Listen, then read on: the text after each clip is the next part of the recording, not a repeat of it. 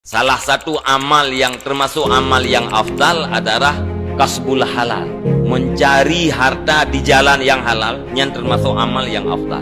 Nya urang yang benar pelatihan gaya ku ngatna nafkah ke dro ngakeng tu dro ke keng tu kurmoh keng tu anu ke mengai pada. Sama dengan ganya pelatihan yang berbuat baik. Nya buat ke bubunya. Apalagi pak buat ke yang memang lahir batin jinggot. Nya tingkatnya menda keun urang berbuat baik, mencari nafkah. Bantu. Nya bantu dengan tenaga tak yang tengah seminggu yang tak seminggu dua buah dia.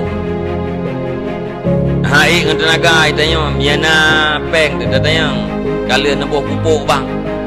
Gelom anak peng. Yang empat napeng dia nak belah pupuk. Nabuh BBT.